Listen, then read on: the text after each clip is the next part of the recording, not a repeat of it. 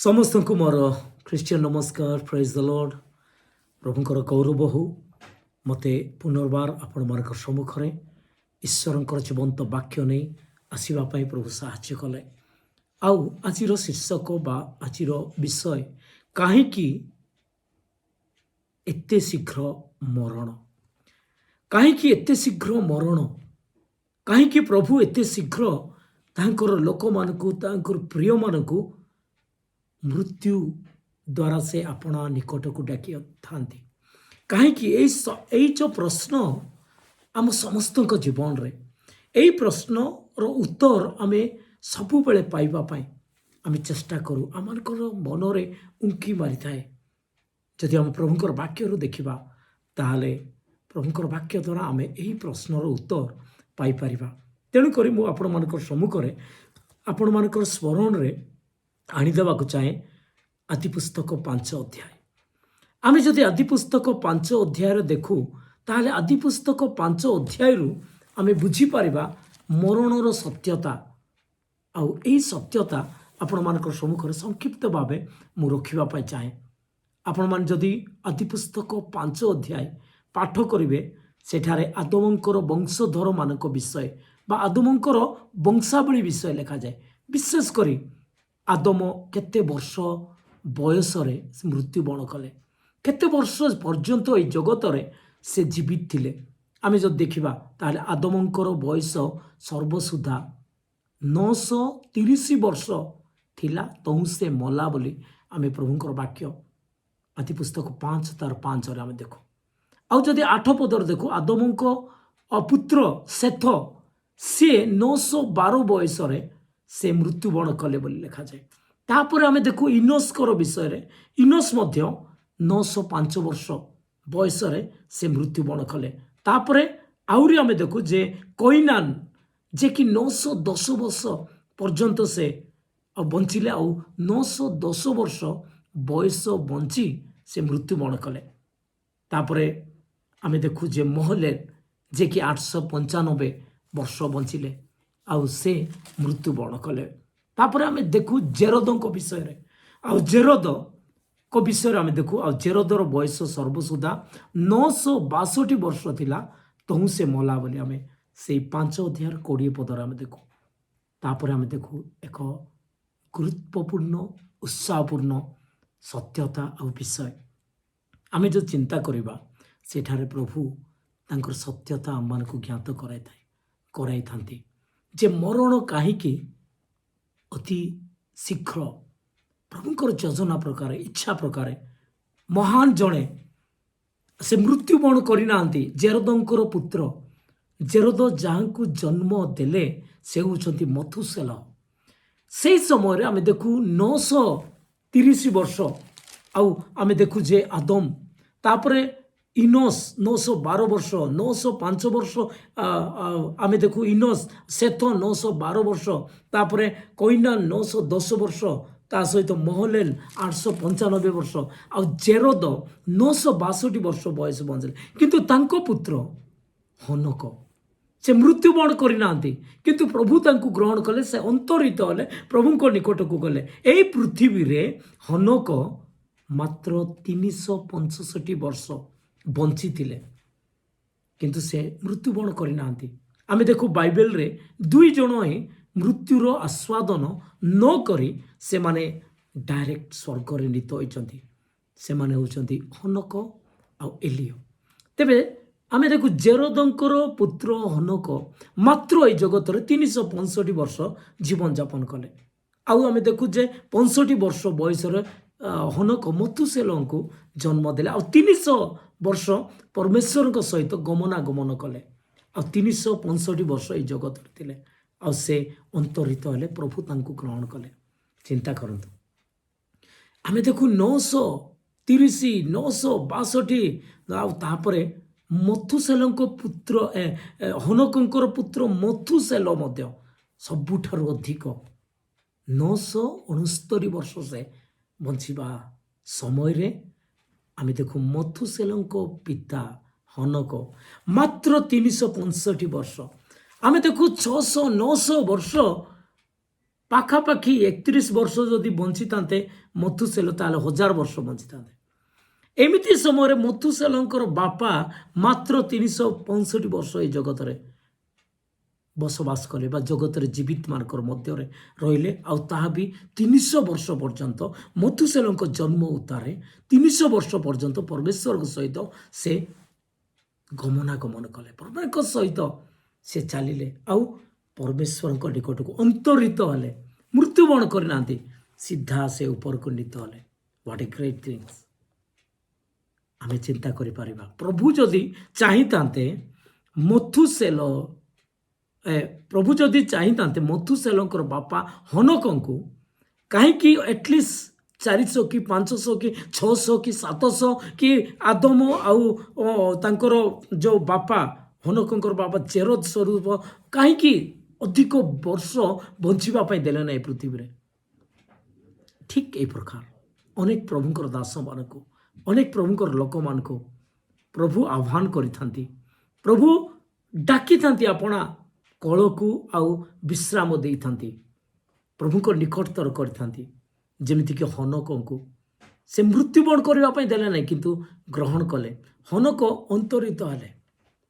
ଆଜି ଠିକ୍ ସେ ପ୍ରକାର ଆମେ ଅନେକ ସମୟରେ ଭାବିଥାଉ ଏତେ ଶୀଘ୍ର ମରଣ ହେଇଗଲା, ଏହି ପ୍ରକାର ଭାବେ କେମିତି ମରଣ ହେଇଗଲା, ରୋଗରେ କି ଆକ୍ସିଡେଣ୍ଟରେ କି ଆକସ୍ମିକ ଭାବେ ଅନେକ ବିଷୟ ଦ୍ୱାରା ମରଣ ହେଇଗଲା ବୋଲି ଆମେ ଚିନ୍ତିତ ବ୍ୟତିବ୍ୟସ୍ତ।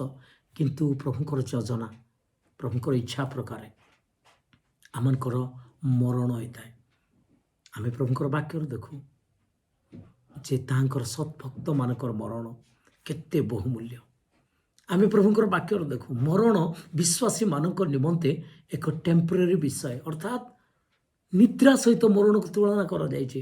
ଯଦ୍ୟପି ସେମାନେ କିଛି ସମୟ ନିମନ୍ତେ ସେମାନେ ମରଣ ବା ମୃତ୍ୟୁଭୋଗ କରିବେ, କିନ୍ତୁ ଆଉ ଥରେ ସେମାନେ ଉଠିବେ। ନିଦ୍ରାରୁ ଯେପରି ଆମେ ଉଠୁଛୁ ଠିକ୍ ସେ ପ୍ରକାର ଦିନେ ଆମେ ଉଠିବୁ ବିଶ୍ୱାସୀମାନେ ପ୍ରଭୁଙ୍କର ସହିତ ମିଳନ ନିମନ୍ତେ। ପ୍ରଭୁ ଦ୍ୱିତୀୟ ଆଗମନ କରିବେ ଆଉ ଆମମାନେ ମେଘମାଳାରେ ତାଙ୍କୁ ନିକଟକୁ ଆମେ ଯିବୁ। ଏହିସବୁ ବିଷୟ ଅଛି। ତେଣୁ ମରଣ ଯେତେ ଜରୁରୀ ଆଉ ଯେତେ ଶୀଘ୍ର ଆଉ ଇଟ୍ ଡଜଣ୍ଟ ମ୍ୟାଟର। ପ୍ରଭୁ ତାଙ୍କର ପ୍ରିୟ ଲୋକମାନଙ୍କୁ କାହାକୁ ତ 900 ବର୍ଷରୁ ଉର୍ଦ୍ଧ୍ୱ ମଧ୍ୟ ସୁଯୋଗ ଦେଉଛନ୍ତି ବଞ୍ଚିବା ପାଇଁ। ଆଉ ପ୍ରଭୁ କେଉଁମାନଙ୍କୁ 365 ବର୍ଷ ସେହି ସମୟରେ ଦେଉଛନ୍ତି। ଆଜି ମଧ୍ୟ ପ୍ରଭୁ ସେହି ପ୍ରକାର ଭାବେ ସୁଯୋଗ ଦେଉଛନ୍ତି ତାହାଙ୍କର ସାକ୍ଷୀ ହେବା ପାଇଁ। କି ପ୍ରକାର ଭାବେ ଆମେ ଚିନ୍ତା କରିବା, ପ୍ରଭୁ ଯୀଶୁଙ୍କର ମାନେ କିଛି ସମୟ ବ୍ୟବଧାନରେ ଆମେ ଦେଖୁ ଯେ ପ୍ରଭୁଙ୍କର ଠାରୁ ଆଗକୁ ଆଉ ପୂର୍ବରେ ଜନ୍ମଗ୍ରହଣ କଲେ ବାପ୍ତିଜିକ ଜହନ। ତାପରେ ଆମେ ଦେଖୁ ଯେ ପ୍ରଭୁ ଯୀଶୁଖ୍ରୀଷ୍ଟଙ୍କର ଜନ୍ମ ହେଇଛି ଆଉ ସେମାନଙ୍କର ବୟସ ଅତି ପାଖାପାଖି। କିନ୍ତୁ ଦେଖନ୍ତୁ ଯେ ଅଚାନକ ଭାବେ ଜଣେ ପ୍ରଭୁଙ୍କର ଦାସ ଯିଏକି ବାପ୍ତିଜିକ ଜହନକୁ ମୁଣ୍ଡ କଟା ହେବ, ସେଇ ଜନ୍ମଦିନ ଉପଲକ୍ଷେ ଯେତେବେଳେ ଜନ୍ମଦିନ ପାଳନ କରୁଥିଲେ ଆଉ ସେ ସମୟରେ ଉପହାର ସଦୃଶ୍ୟ ସେ ଝିଅ ମାଗିଲା ଯେ ବାପ୍ତିଜିକ ଜହନଙ୍କର ମୁଣ୍ଡ ମୋତେ ଦରକାର ଗୋଟେ ଥାଳିଆରେ। ଗୋଟେ ପ୍ରଭୁଙ୍କର ଦାସଙ୍କର ମରଣ କି ଆଶ୍ଚର୍ଯ୍ୟ ଭାବେ ହେଉଛି। ଗୋଟେ ସେଲିବ୍ରେସନ୍ ଚାଲିଛି, ସେଇ ସେଲିବ୍ରେସନ୍ରେ ଗୋଟେ ଉପହାର ସ୍ୱରୂପ ପ୍ରକାର ଗୋଟେ ଜେଲରେ ରହୁଥିବା ପ୍ରଭୁଙ୍କର ଦାସଙ୍କର ମୁଣ୍ଡ କାଟି ଆଣି ଗୋଟିଏ ସେଇ ଦିନର ମରଣ ଆଶ୍ଚର୍ଯ୍ୟ ଲାଗେ। କିନ୍ତୁ ପ୍ରଭୁଙ୍କର ବିନା ଅନୁମତିରେ କୌଣସି ବିଷୟ ହୁଏ ନାହିଁ। ତଥାପି ସେ ଗ୍ରେଟ୍ ପ୍ରଭୁଙ୍କର ଦାସ ବାପ୍ତିଜିକ ଜହନ ଯେତେ ଦିନ ପର୍ଯ୍ୟନ୍ତ ତାହାଙ୍କୁ ସାକ୍ଷୀ ହେବାର ଥିଲା ପ୍ରଭୁଙ୍କର ଅନୁଗ୍ରହରେ ଆଉ ପ୍ରଭୁଙ୍କର ସତ୍ୟତାରେ, ଆଉ ପ୍ରଭୁ ଯେତେ ଦିନ ପର୍ଯ୍ୟନ୍ତ ତାଙ୍କୁ ବ୍ୟବହାର କରିବା ପାଇଁ ଚାହୁଁଥିଲେ ଯେଉଁ ପ୍ରକାର ଭାବେ ସେତେ ଦିନ ସୁଯୋଗ ଦେଲେ। ଆଉ ସେଇ ଅଚାନକ ଭାବେ ଏମିତି ଏକ ମୁହୂର୍ତ୍ତରେ ମୃତ୍ୟୁବରଣ କଲେ ଆମେ କଳ୍ପନା କରିପାରିବା ନାହିଁ। ଚିନ୍ତା କଲେ ବି ଆଶ୍ଚର୍ଯ୍ୟ ଲାଗିବ, କିନ୍ତୁ ଏହା ସତ୍ୟ। ପ୍ରଭୁ ଆମମାନଙ୍କୁ ଯେତେ ଦିନ ପର୍ଯ୍ୟନ୍ତ ମୃତ୍ୟୁ ନିମନ୍ତେ ଆଉ ମରଣର ସମ୍ମୁଖୀନ ହେବା ନିମନ୍ତେ ପ୍ରସ୍ତୁତ କରିଛନ୍ତି, ଆମେ ସେତେ ଦିନ ଆଉ ସେଇ ଦିନ ପାଇଁ ପ୍ରସ୍ତୁତ ହୋଇ ସେତେ ଦିନ ପର୍ଯ୍ୟନ୍ତ ପ୍ରଭୁଙ୍କର ଗୌରବ ନିମନ୍ତେ ଆମେ ରହିବା। ଏହା ହେଉଛି ପ୍ରଭୁଙ୍କର ଇଚ୍ଛା ଏବଂ ସତ୍ୟତା ବାକ୍ୟ ପ୍ରକାରେ। ତେଣୁକରି ଆମେ ପ୍ରଭୁଙ୍କୁ ପ୍ରଶ୍ନ କରିପାରିବା ନାହିଁ। कि प्रभुंकर कार्य को मध्य आमे आउ एटा ठीक कि भूल कौन सी विचार करि परिबा नै किंतु प्रभु को धन्यवाद दबा जेहेतु मरण इज ग्रेट थिंग्स बहुमूल्य विषय तांकर प्रिय सद्भक्त मान निमते आउ से मरण टेम्पररी विषय निद्रा महानिद्रा सहित तुलना करा मरण द्वारा प्रभुंकर निकटतर हवा प्रभुंकर सानिध्य को जीवा प्रभु ग्रहण करेंगे प्रभु विश्राम देवे अनेक समय प्रभु चाहूबे प्रिय मान को निद्रा देवाई से आपण प्रियतम को निद्रा दिखती अर्थात मृत्यु देता महानिद्रा प्राप्त होता प्रभु बहुत प्रेम करी प्रियतम मान को निज निकट को डाकी था विश्राम दे था बहुत है बहुत सेवा कल बहुत परिमाण रे तुम्हें दुख कष्ट सब समस्या दे now you take rest you come with me and you be with me always we together will be से प्रकार चिंतार आज प्रभुकर लोक मान को से नहीं जाऊँगी यही दिन मानक वे तो आमर प्रिय मान को आमर प्रिय मान को हराई आम दुखित किंतु प्रभु आम को कहते तुम्हें दुख करुच विदाई दे किंतु जो माने गोटे जगार जाउछंती मरणर सम्मुखीन होई जो प्रिय माने प्रभु को निकट को जाउछंती आ प्रभु को ठारे रहउछन से माने केते आनंदित ओ आमनकर गहन रे आउ जणे आसिले प्रभुकर सानिध्य रे बोली प्रभु भी स्वयं आनंदित तांकर प्रिय मान को निज कल को रखी निज स्थान देखी सेठी केते आनंद किंतु आम मान दुख करूछु आम मानकर प्रिय चली कला बोली नहीं प्रिय माने प्रभुंकर इच्छा योजना प्रकार प्रभु मरण बा महानिद्रा प्राप्त होगापाई सुजोग दे था प्रभु जिते दिन पर्यंत आम को जगत में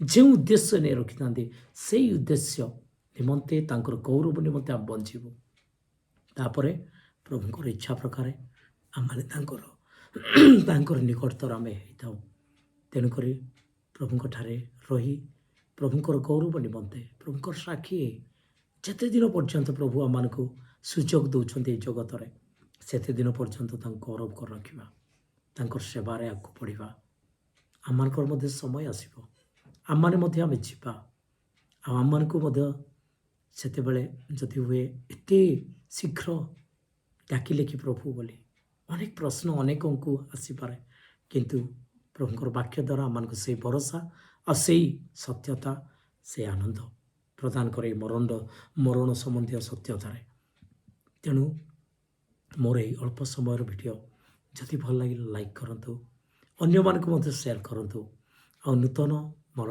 एसकेएस यूट्यूब गॉस्पेल चैनल रे ताहले आपण मैंने सब्सक्राइब करूँ यही प्रकार वीडियो गुड़ाक प्रभुंकर वाक्यर सत्यता गुड़ाक आपण मैंने पाइपर मोर सीमित बुद्धि ज्ञान रे प्रभु मत जिते विषय प्रदान करे आपण को मुझे शेयर करी आसतु आम मिलित भाव प्रभुंकर गौरव करवा मिलित भाव प्रभुंकर सेवार आगे बढ़ा प्रभुंकर वाक्य द्वारा उत्साहित हवा प्रभु आम समस्त को आशीर्वाद कर मोर देह असुस्थ आपण मैंने प्रार्थना करतु मत प्रभु शक्ति दिंतु सुस्थता दिंतु तांकर विश्वस्त भाव सेवा कार्य करने आपण मैंने आहरी अधिक जानीपारे मोर चैनल जदि जड़ित हे मोर पूर्व वीडियो गुड़ाक देखु आ मोर सब विषय पुणी अनेक सत्यता गुड़ाक जी मु सीमित भाव जानी से सीमित बुद्धि ज्ञान रे प्रभुंकर सत्यता को प्रकाश करुच्ची आ प्रभु मते अनुग्रह कर मोपाई आपण मैंने प्रार्थना करतु जदि किसी परामर्श कि जदि प्रार्थनार रिक्वेस्ट अच्छी दयाकोरी कमेंट लिखु जो द्वारा कि आम समस्ते जापर जिते जन देखुं आ बोझर सहित प्रार्थना आपण मान स्मरण करी यही छोट समय निमंते प्रभु को धन्यवाद आपण मान धन्यवाद नमस्कार।